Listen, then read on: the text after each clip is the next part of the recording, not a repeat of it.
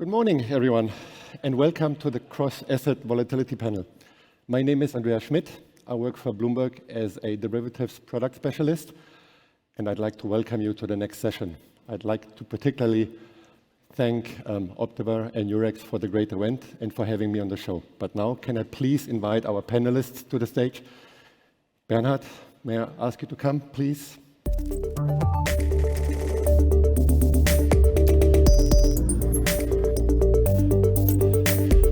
Next, Daniel.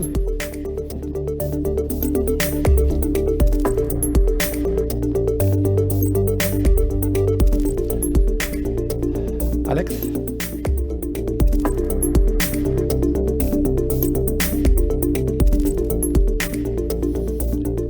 And last but not least, Florian.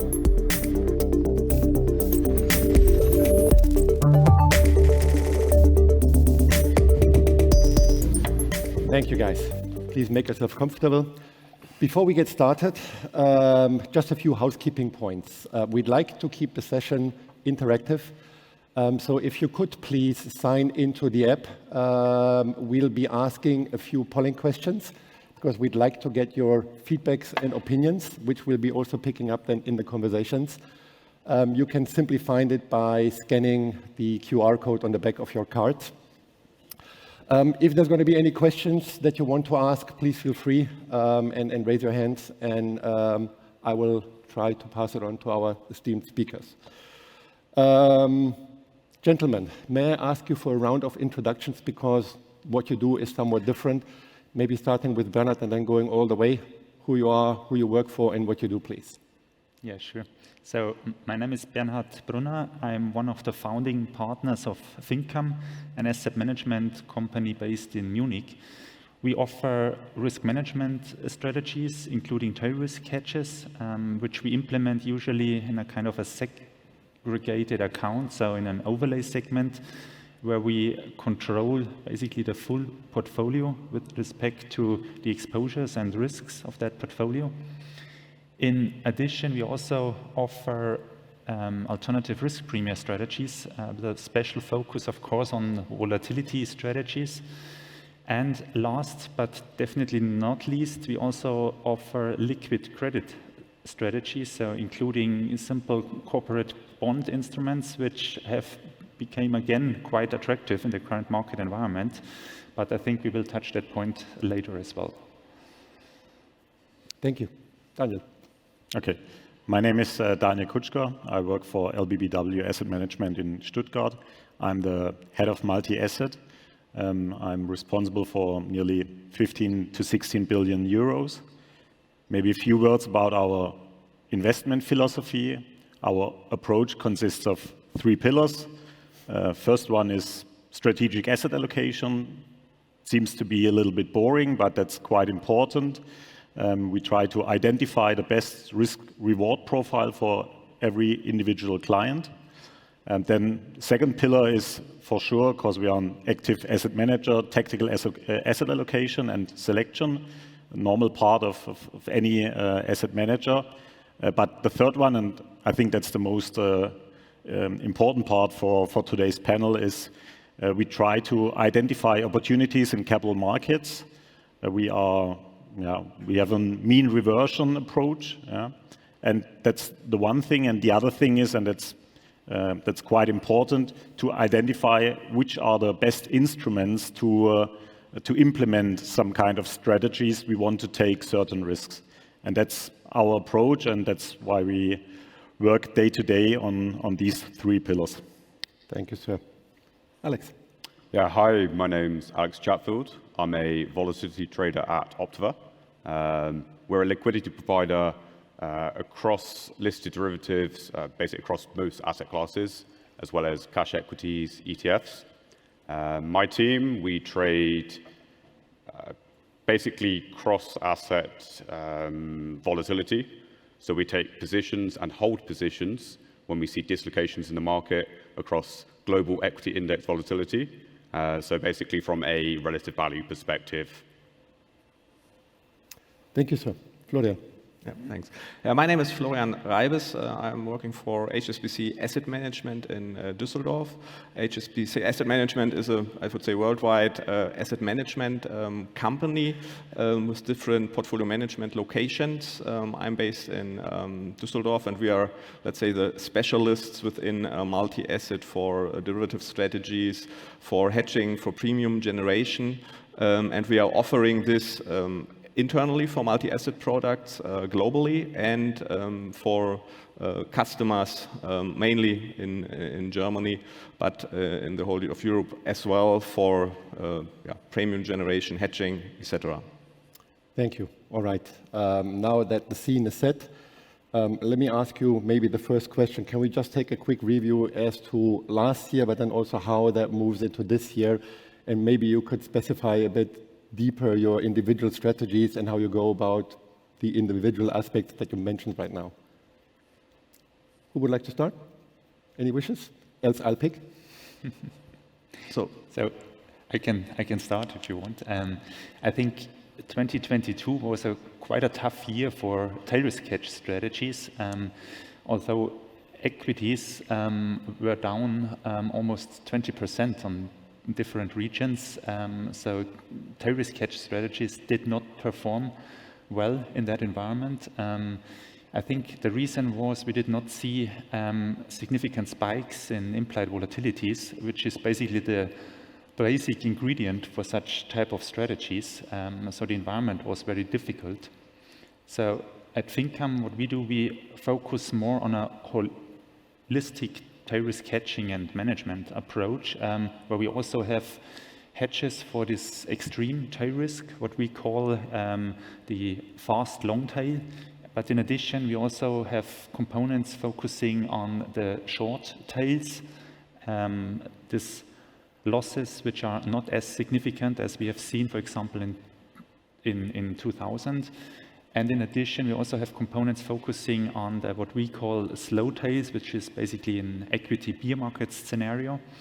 And in 2022, those components performed quite well, where the significant contribution came from the two components focusing on the short tails and the slow long tails. So all in all, this was, I would say, quite good from the hedging perspective. With regard to investment strategies and especially volatility trading strategies, our volatility or equity volatility strategies were flat last year. So I would say that's still good compared to other asset classes. So for example, equities, fixed income or credit, which had a tough year in 2022 as well. But volatility from an asset class perspective was still okay. However, what we saw was quite attractive was basically wall-of-wall risk premium trade. So really trading the risk premium of volatility itself. So that was really a very good performance you could achieve in 2022, which was basically the same reason as described before. So the wall-of-wall risk premium is quite rich, but we did not see any significant spikes in volatility. So all in all, this profile was quite attractive from a portfolio perspective as well. Thank you, Bernhard. Well, I mean, 2022 was a real tough year for nearly every investor, and especially for multi-asset fund with these correlations near to one. Maybe you can't really hide from these development, but what we try to do is, one example, in spring last year, we wanted to reduce our risk to rising interest rates, not only on the fixed income side, so also on the equity side. And we thought if interest rates will rise further, then it's maybe due to rising energy prices, rising inflation. And that's why we wanted to build up exposure in energy stocks, even if it's ESG topic, but if you are allowed to, then it could make sense. We bought call spread collars on SXEP due to the fact that we had underweight in our equity exposure in energy stocks, but we explicitly wanted to raise these exposure, and that's why we sold some puts bought call spreads in SXPEP, which is the sector index on energy in the stocks universe, so that we could slightly reduce our risk to rising interest rates.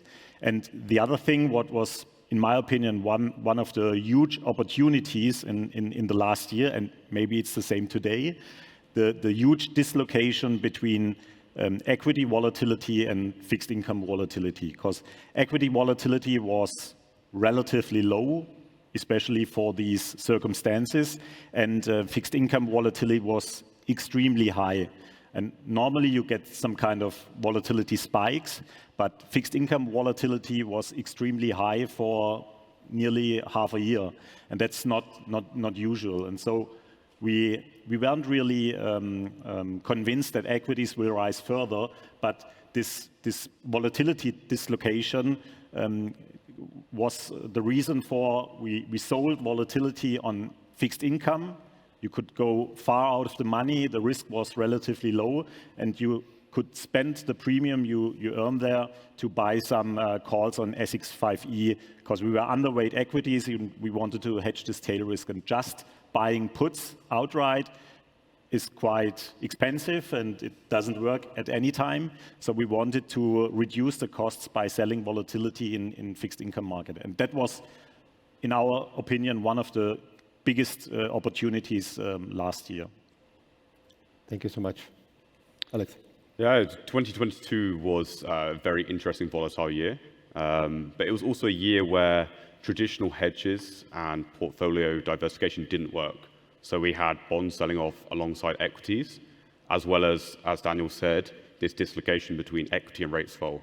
So rates volatility was really driving the market, rates were driving the market, and equities were simply revaluating based on where the interest rates were. So we never saw much panic, spikes in volatility. For a year where the S&P was down 20%, now it's like 30%, it was quite orderly, I would say. And therefore the equity tail hedges, which maybe some people had on, also underperformed or didn't perform as well as you might have expected. Like say if you compare it versus 2020, which led to a tough environment where, okay, your bond part of your portfolio didn't work, your equity tail hedges didn't work as well as you had hoped. So what did work? Well, this rates-led environment led to a lot of sector rotation.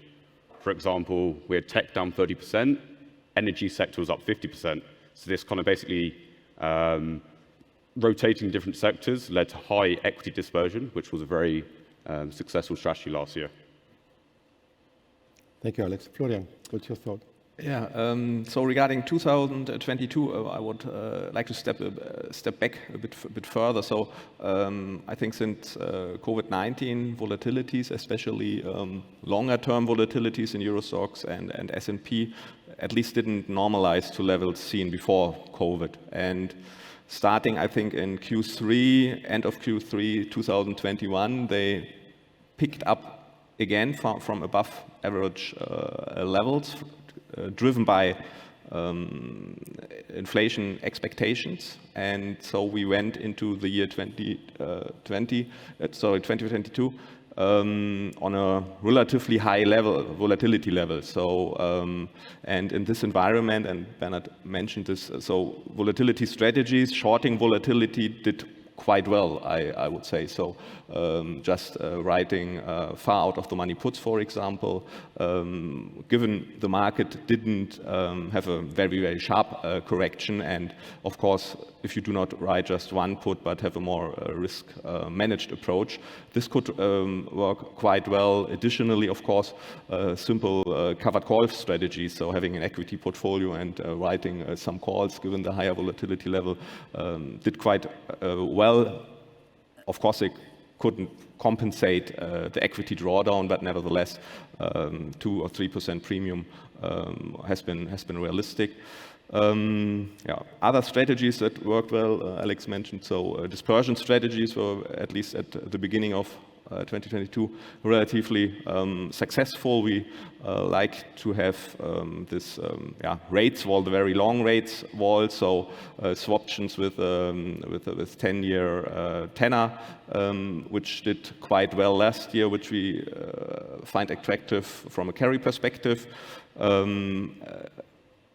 The carry is somehow a bit positive for a long volatility position. This is not, or this is very seldom, I would say. So we like that, and and the other side of the coin, obviously, having puts, so just long puts with strikes of 85 or 80%, obviously, you would have to see where you locked in the profits. So you don't have to get to monetize the hedge on some positions there. Then it might work, but just buy and hold, I think, was difficult to earn money with a hedge via long puts.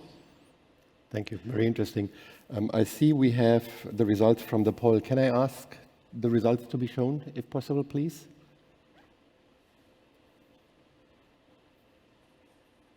There we go.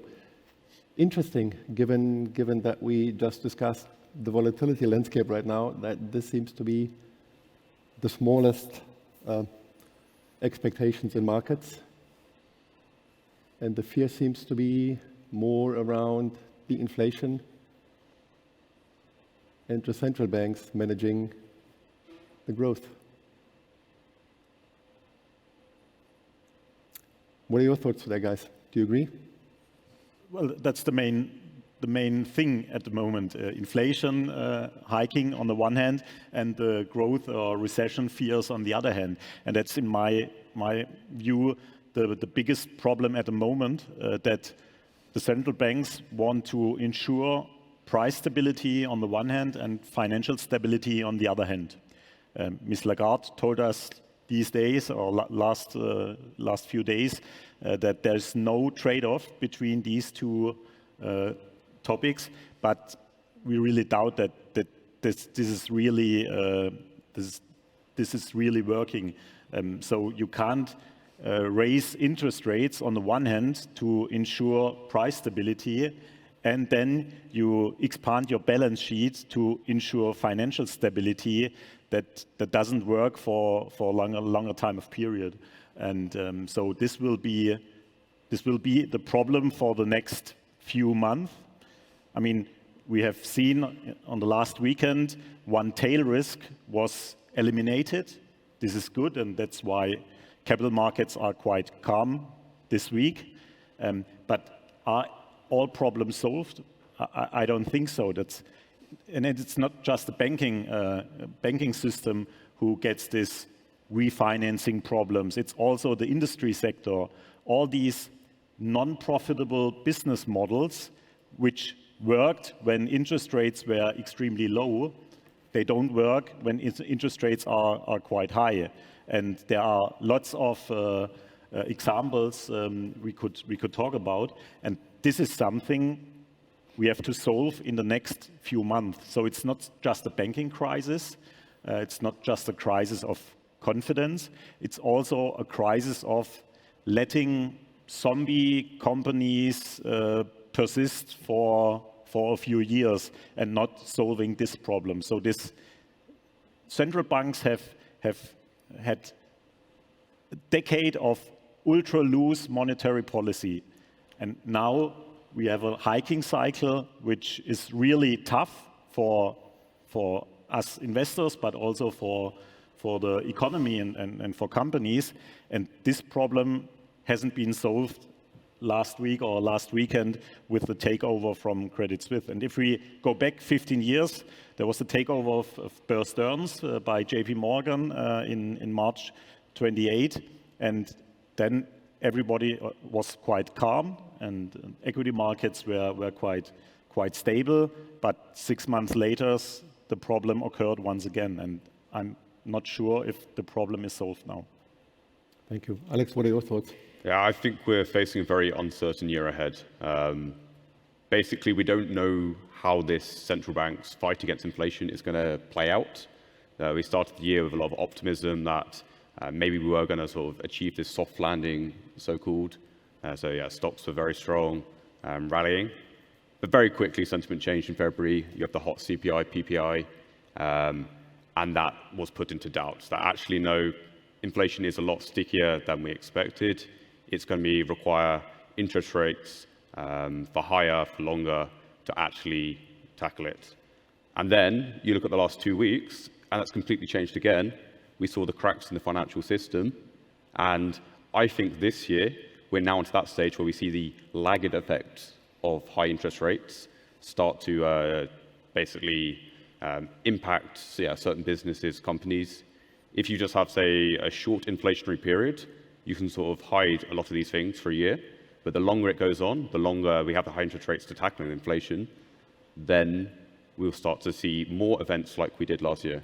So I think although we've recovered very quickly after last year and Credit Suisse is gone, there are potentially a lot more catalysts, particularly from the credit risk side, going forwards. Thank you. Thank you. Florian. Yeah, I think the biggest risk indeed is, in the first place, inflation, and then maybe later discussions around recession. And I mentioned it earlier, I think the inflation or misinterpretation of inflation figures drives at least equity volatility and drove it during the last 18 months. So, and I think market is, at least the equity market or equity vol market, is somehow relaxed regarding central banks, and that central banks might reduce interest rates in the second half of the year. And I cannot imagine that they will reduce when there is some inflation left. So there's, I think, a big risk that markets are, at least equity markets, are on the wrong foot, and this would lead to then volatility spikes during the year. And of course, if at some point recession fears are kicking in, I think the market is not priced for that, and volatility isn't as well. So at least in the second half of the year, it could be very tough. I see. Bernhard, do you agree with the poll that volatility is the smallest risk? Absolutely so. But in addition, what I wanted to say is, with regard to that list, I think all of those items which we saw here will drive volatility and also uncertainty in the equity markets. So I think you need definitely a kind of a risk management strategy in order to be still invested in equities, what is important from a strategic asset allocation perspective. However, when it comes to risk management, I think it's important to also include strategies which focus a bit more on a kind of a bear market scenario, which might be triggered from such events. In addition, you should have, or we should talk about a tail risk hedge strategy, but those strategies usually are designed for the unexpected events, which are probably not on that list we have just seen. But it's of course important to have those hedges as well. Looking into that list, I would like to pick out one point, which is inflation, because it's quite interesting. Inflation has implicitly triggered kind of an allocation switch in the market, because when we look into the portfolios of our institutional clients, we saw that there was a shift going on from the more complex asset classes, so illiquids and structured products, into liquid credit because of rising rates, of course, due to fighting inflation. Bonds are suddenly attractive, which was not the case for many, many years before. So suddenly you invest again in asset classes like fixed income and credit. So there's a shift in the market, and that basically the idea behind is a bit that everyone wants to simplify again his portfolio and basically shift from the more complex asset classes into the liquid credit and fixed income asset classes. Understood. Thank you. The next question we'd like to ask the audience and our viewers is whether equity markets or rate markets, or that they are saying two different things about the outlook, but which one is more right about it? Is it the equity market or is it the rates market? And can we then please show the polling results, please?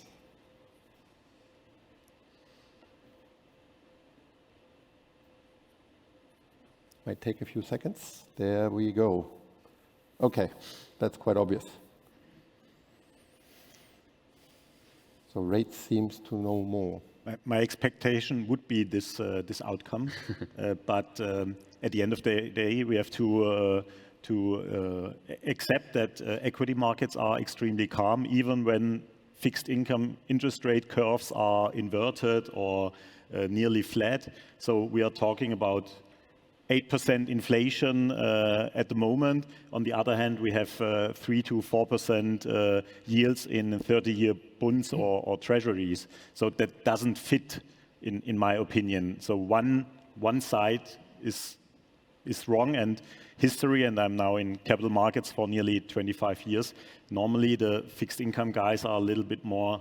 Maybe they are not that fast than the equity guys, but they are a little bit more clever. And these inverted interest rate curves is a clear warning sign for growth, and therefore it's a clear warning sign for risk assets. And that's quite interesting that equities are still that stable and relaxed, even if this warning sign is there for now half a year, 1 year, and even such events like Credit Suisse last weekend, it's just a 2-hour spike, and then everybody is getting back to normal business. So it's a little bit strange. I would go more to the rates guys, but and that's what I said before.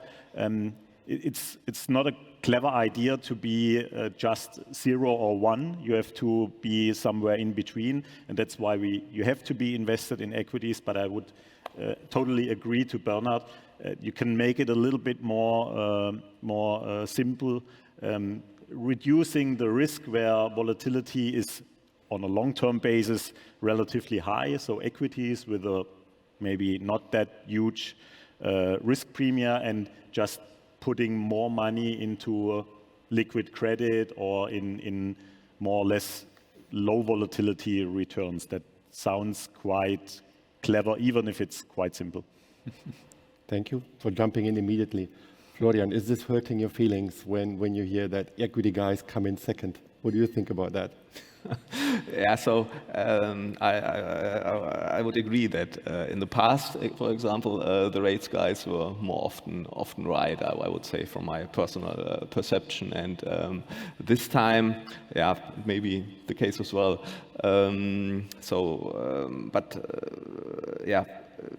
What Daniel mentioned, the long-term interest rates of 4% or whatever, so the market is pricing in some normalization of inflation, and this very, very, very fast, I think. And it seems that the rates guys are not that confident that this will happen, I think, and maybe some are a bit, some investors are maybe a bit scared because of the rates volatility and may not want to jump into the market, although the rates are far higher than or compared to the last years, maybe. So that's even if inflation is quite high, I'm wondering why some investors are quite reluctant to buy it.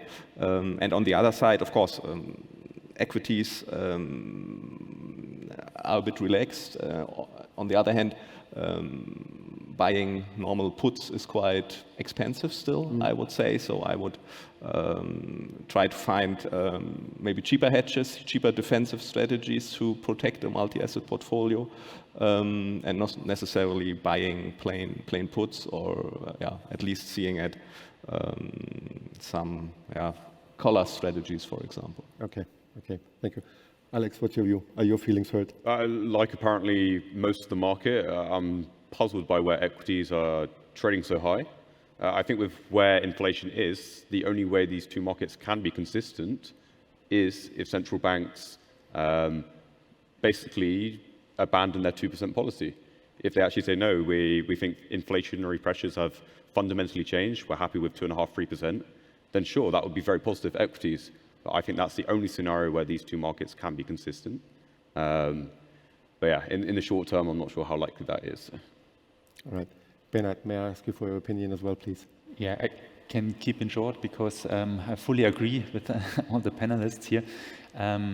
But I think equities will have an important, or will still have an important role in the portfolio because as many institutional clients have to fulfill their target returns, and you basically need also a diversification in your portfolio. So equity has always an important part in that allocation, but you have to really consider a meaningful risk management strategy in order to really account for those risks we just mentioned. I think that's really key. Yeah, absolutely. All right, let's go a bit forward-looking, guys. Let's discuss what do you consider to be smart hedges, if I may call it like this, for this year. Who wants to go first?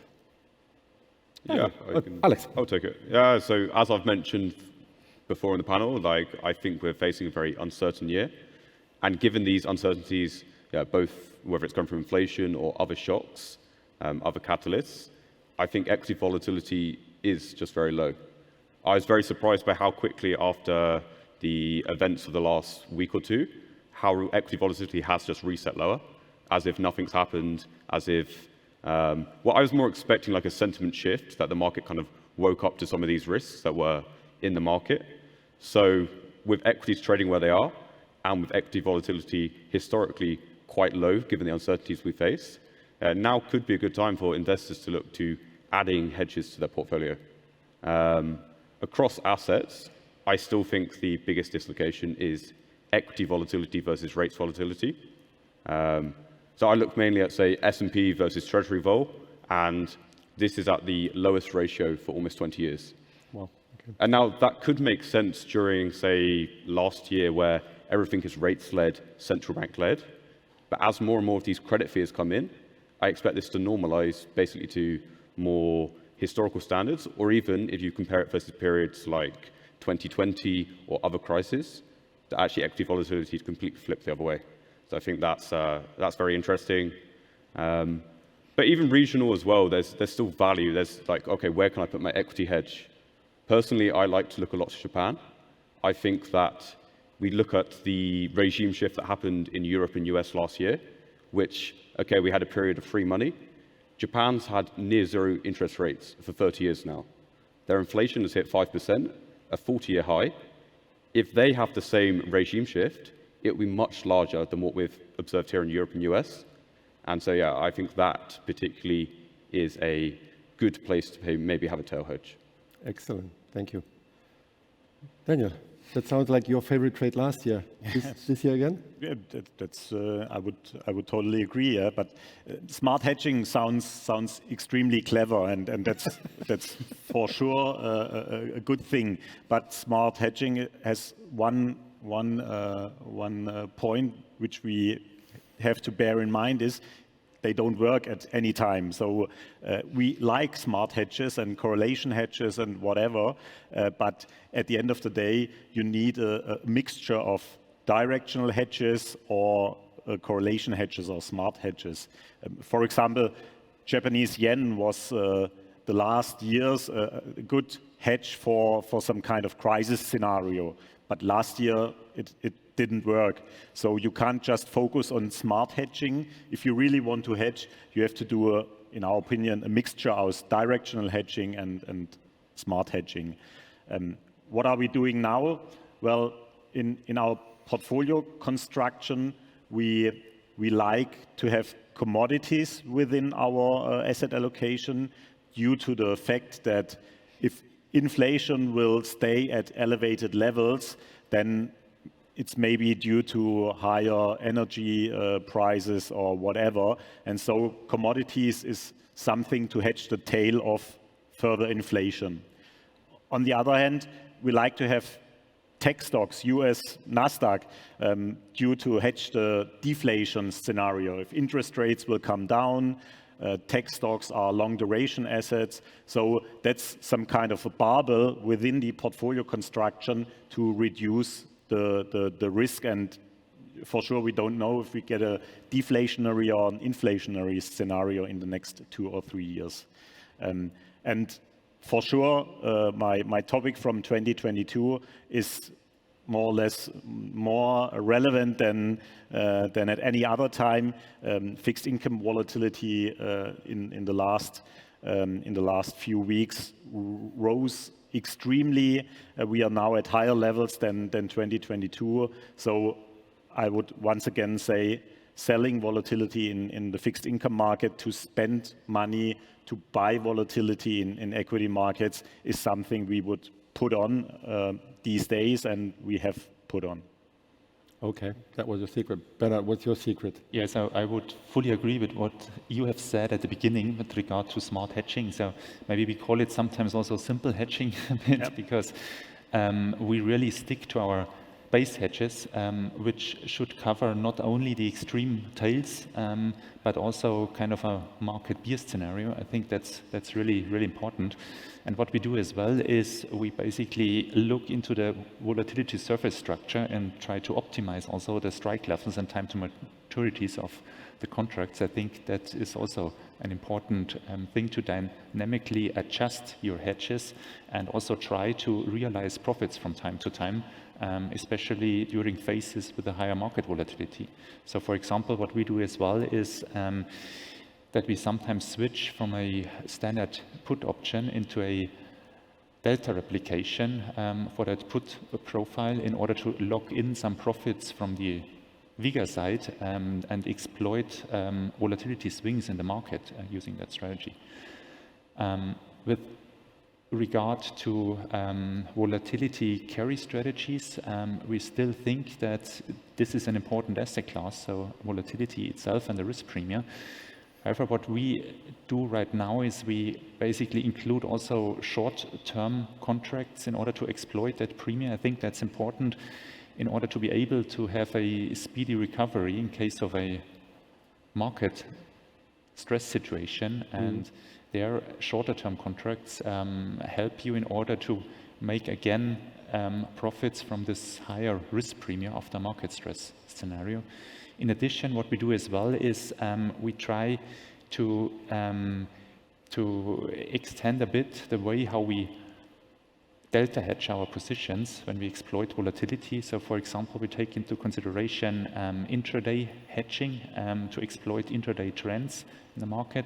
I think that's important given the fact that this trading volume of zero-day option increases, so that has at least the potential to accelerate intraday returns a bit, and this intraday hedging helps us to reduce the impact of a larger daily return, which can significantly drive your realized volatility or realized variance, to be more precise. And that's why I think that's an important component when talking about a short volatility strategy. And in addition, that helps you as well to reduce your equity beta of such strategies.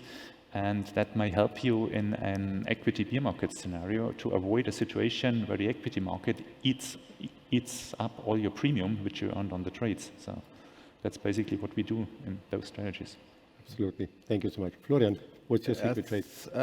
So I think if we're talking about hedging and making a portfolio safer, we have to have a close look at the portfolio and the strategy. So for which risk do we want the hedge? Do we want to have a kind of extreme hedge for extreme market scenarios, or is there the need to hedge a portfolio because the equity part isn't allowed for regulatory reasons to fall below a certain thresholds? And so I think this has to be analyzed, and then the strategy has to be chosen. I agree that European volatility is maybe quite low given given the current market environment. On the other hand, if you have to spend a certain premium for a put option, depends on tenor, whatever, I'm not sure if everyone is willing to spend this upfront, even in this market environment, because of risk of the underperformance. So maybe one strategy is buying cheap volatility, which might be, as of today, kind of Euro Stoxx 50, and selling options in other markets maybe. So Hang Seng volatility, for example, I think is compared to history quite elevated. Then yeah, depends a bit. So if you're selling volatility in Hang Seng, for example, it's a premium strategy. So you have to differentiate. So where do you want to generate maybe premium to enhance performance, and where do you want to get the hedge from? So this is maybe in the end some kind of put spread. So buying a put of 80%, 85% in the European market, and maybe selling Hang Seng volatility, or even, if you're tough, maybe selling Nasdaq volatility.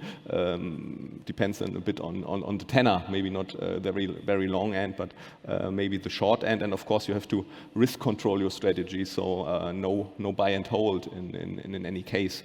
I would say. I think regarding equity markets, you have to look around a bit, and to hedge extreme risks, maybe some kind of ratio put spread. So buying a put at 80% and selling more puts at maybe 60 or even 50% could be one solution. So from my point of view, it depends a bit on what the overall portfolio should achieve. Thank you. To add, there are also some other zero-cost ways of hedging against volatility in the market. For example, just limiting exposure to illiquid assets, or if you hold derivatives positions, then making sure that you can trade in and out of them when you want, i.e. making sure that they are listed derivatives instead of OTC. So it's just basically preparing in advance for if we have a volatile episode. And it doesn't require paying any money. It's because I know some investors are wary of putting premium into some of these volatility strategies, but there are other ways of managing your exposures. Thank you. All right, I'd like to lead into the next question for our viewers and the audience about the 0 days to expiration options. And Bernhard has already hinted this. We've seen, well, it's been discussed all over previously on other panels here and keynotes. They are gaining popularity, and the question is, do you see whether this might be causing a problem for the markets? And can we please release the results? Oh, that's interesting. So not really massively one side. 56% believe, or 60-ish, that it might end up being a problem. Bernhard, since you mentioned that you're using this already or looking into them already, can you expand on this, please? Yeah. So I fully understand that that's a hot topic right now because the volumes have really increased significantly, and I think the fear is that those positions can really accelerate intraday returns if you basically consider standard put call options, and if the market basically starts to move in one or the other direction, the delta of those options can increase significantly, and the delta hedging can basically drive that trend further. However, from my perspective, the market is of course not just one-sided. There are also a lot of option sellers in the market, and in addition there are a lot of investors who consider buying the dip after equity markets decline. So all in all, that could even reduce intraday volatility.